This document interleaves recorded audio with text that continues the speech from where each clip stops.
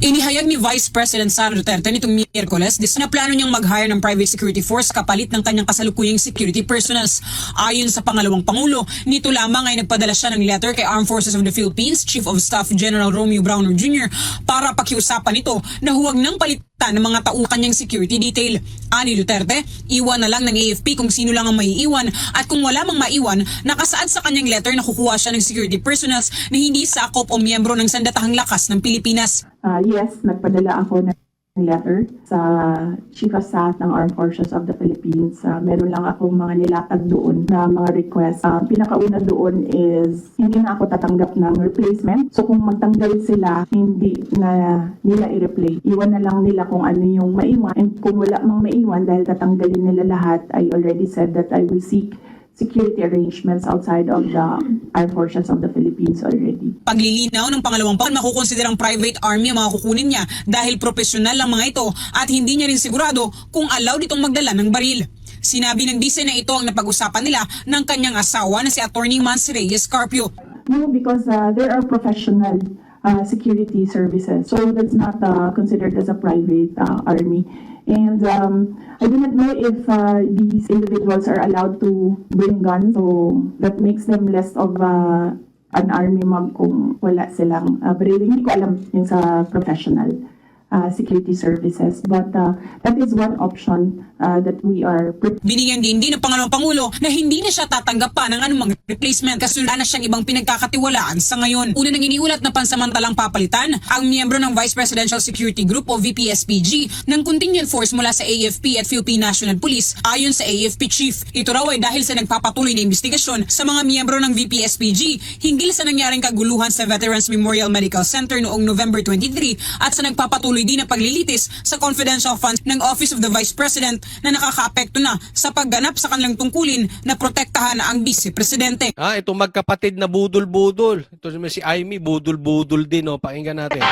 Pirma na lang ng Pangulo ang kulang sa mahigit 6 na trilyong pisong 2025 national budget matapos itong aprubahan sa Bicameral Conference Committee. Kabilang na dyan ang kontrobersyal na pondo para sa akap ng DSWD na unang inalis sa bersyon ng Senado, pati na ang budget ng Office of the Vice President na hindi na nadagdagan. Nakatutok si Mav Gonzalez. Bago na aprubahan sa BICAM ang panukalang mahigit 6 na trilyong pisong 2025 national budget, nagkaroon daw muna ng mahabang diskusyon sa pondo ng ayuda para sa Kapos ang Kita Program o AKAP. Inalis kasi ito sa bersyon ng Senado. Ngunit ibinalik ng BICAM kung saan At discuss muna natin yan. Lagyan natin dito picture nito si Ana. Hi. Nawala na yung picture mo, Amy. O yan, yung picture ni Amy lagay natin. Budol-budol din to si Amy. Alam mo, ang yabang-yabang pa nito, kine-question, bakit wala naman yung version ng AKAP na yan, parang redundant na yan, bakit kailangan pa niyan, wala naman sa listahan niya, bumula-bula na ang bibig niya, daming sinabi patungkol sa AKAP. Di ba? Hindi naman, wala yan bakit biglang naisingit yan, ganyan, bula-bula pala ang bibig.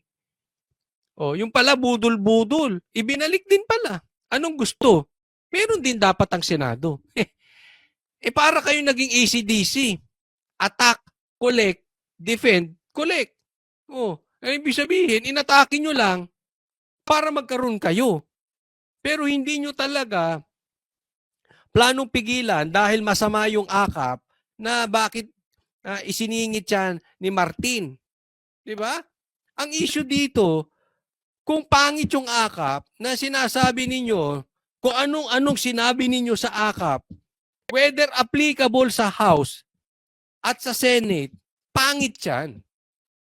Di ba? Kung hindi maganda yan, ba't hindi natin kailangan, yan yung sinabi nyo Ang dami nyong kasiraang sinabi dyan sa AKAP na yan, kung ano-ano. Diba? Narinig nyo naman yung hearing, di ba? Kung ano-ano. Ngayon, ganun din pala, papasa rin. 26 million, 21 million sa Kamara, and 5 million naman, dito mapupunta 5 million sa Senado. Pambihira, no? Naglolokohan ba talaga tayo? kasi ito sa bersyon ng Senado. Ngunit ibinalik ng BICAM kung saan pinag-iisa ang bersyon ng Senado at Kamara ng panukalang budget. Pero sa bersyon ng BICAM, binabaan ang pondo sa 26 billion pesos mula sa Billion? inilaan ng Kamara Mali ito, bilyon. Bakit milyon yan? Bilyon. na 39 billion. Pwede na rin itong magamit, hindi lang ng mga kongresista, kundi pati mga senador. Linaw natin yung mga guidelines para dito kasi dati ito ay sa House initiative lamang. Ang co-equal body at para naman may transparency, ang Senate ay meron ding pagkakataon. Transparency ang tawag mo ron? Dapat meron kayo para may transparency. So pag wala kayo, walang transparency. Mismo din talaga mga politiko, no? Na makatulong sa pamamagitan ng AKAP. Naku. Ang dami na nating abulo na binibigay sa taong bayan. Ang dami na nating alam mo, hindi ako against sa pagtulong sa ating mga kababayan. Pero hindi yan ang the best na pamamaraan. Yung bigay ng ayuda. Naging ayuda country na tayo. Pambihira naman kayo, Senado. Kayo inaasahan naming sisilipin to. Nagkaroon lang kayo ng 5 milyon. Pasado na. Diyos naman. Budol din kayo eh. Alam mo kanina, sasabihin ko. Alam, baka magalit si VP Sara eh. Sabihin niya sa akin, huwag mo nga akong pakialaman eh. Alam mo, gusto ko sabihin sa kanya, alam mo, VP Sara, huwag ka na maniniwala ulit dyan kay Aimee ha. Budol yan. Yung kaibigan mong yan. Nang dahil sa pambubudol sa'yo, ha? Buong Pilipinas ngayon nagsasuffer. Kaya nga sinabi ko lang kay VP Sara, sana tumuloy kang tumakbo sa 2028. Yun na lang yung medyo lighter na version na instead na sabihin, huwag ka nang papabudol dyan sa kapatid ni Marcos na si Aimee. Baka mamaya kung ano na naman ibulong, huwag kang tumakbo, hayaan na si Martin. Pwe! Budol-budol talaga to mga to. Tama po ba? 21 billion para sa House, 5 billion for the Senate. More or less, ganon. More or less, 21 billion. Ba't ang nakalagay dito? Pondo para sa AKAP, ibinalik ng version ng BICAM pero binabaan ng 26M. Kayo talaga, GMA, Billion yan, billion. Ayuda yan, ha? Tinabo na ipasok nila. Samantalang yung kine-question nilang confidential funds kay BP Sara, 125 million lang.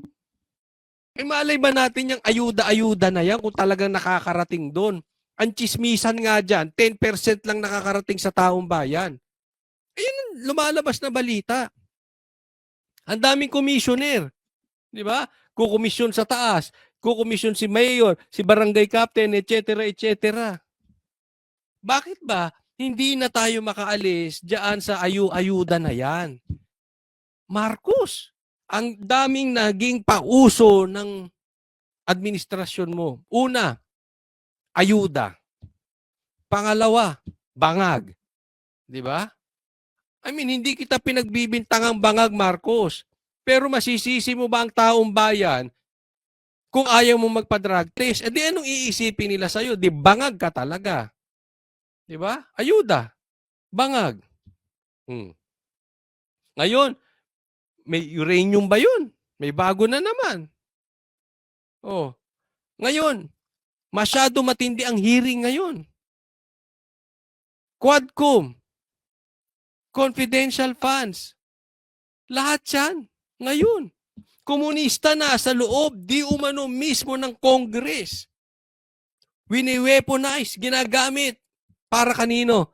Para sa Duterte. Yan ang sinasabi. Marcos, ano ka ba?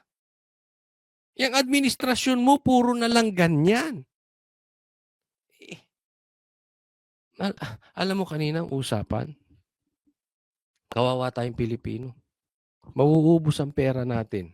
Pati gold reserve, pabawas na ng pabawas. Kawawa tayo.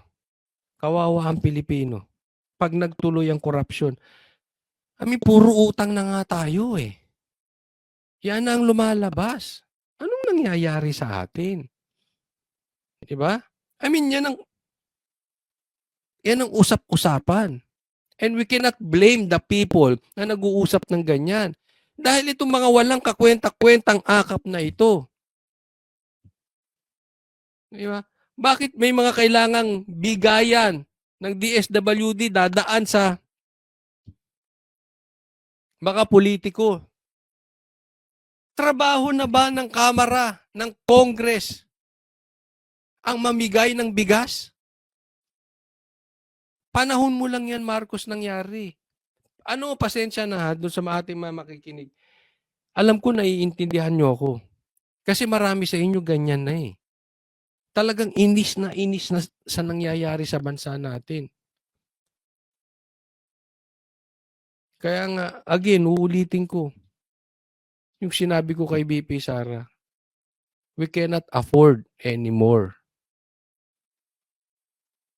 Kailangan ka ng tumakbo. We need you, BP Sara.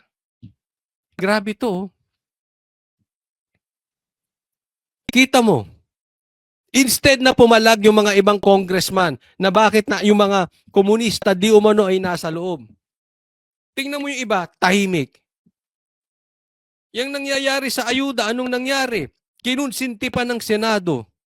Mga politiko, tahimik. Sino na lang talaga nagsasalita laban sa mga yan? Si Inday. Si BP Sara. Yung iba, busal na rin ang bibig. Nakakainis.